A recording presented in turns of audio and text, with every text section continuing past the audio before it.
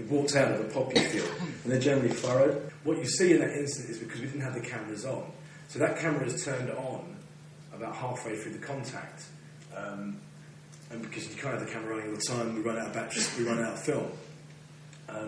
But, you know, face down in the fields in Jucaylay on that day, I will never forget for the rest of my life, because the rounds were landing someone's behind me, sometimes in front of me, and one definitely passed between my arm and my... And the guy, Cookie, to my right, and the Foo thought I was dead. And we were told, you know, we're not here to protect you, we're here to fight They the can't war. protect you in the wars. And it's the idea that people think we go in gangs, that we have bodyguards. I mean, it's ridiculous. When a firefight happens, it's virtually every man. But who are you going to be looking after? Look after number one immediately. Then once you get time to regroup, then you do that. But then, well, it's war. I mean, anyone that's been to war knows what it's like. For me, if Afghanistan looks half-viewed, looking into the eyes of Helen Gray, who has just lost her 19-year-old son, is a damn sight harder.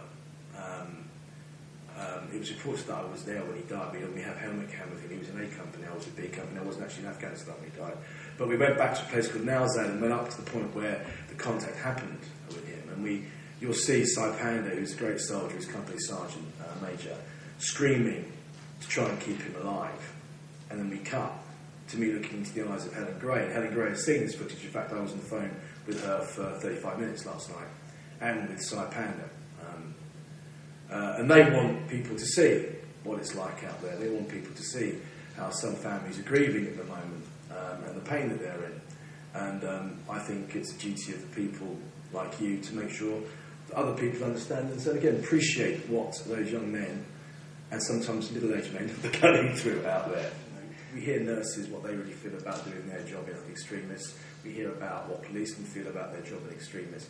And I've never heard what a Scotty, or, you know, what a young 18-year-old boy feels about leaving mum and dad in Thetford or in Colchester and going off to fight for 6 months in foreign climes.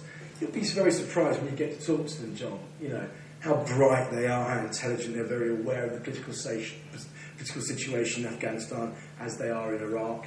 They were, you know, I was incredibly proud, and I have to say, slightly surprised myself how, you know, witty, complex, bright.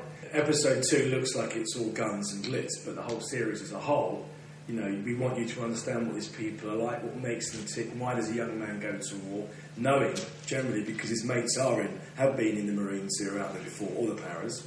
And also to make the point that, you know, that it's not just about the Marines and the paras as far as I'm concerned. Line infantry men, whether they be in the Mercians, whether they be in the Yorkshire Regiment, whether they be in any of the Scots regiments, they all go out and do exactly the same job. They risk their lives daily, and it's daily. Don't think they just go out once a week or once every month. It is a continuous onslaught, and we should be incredibly proud of them.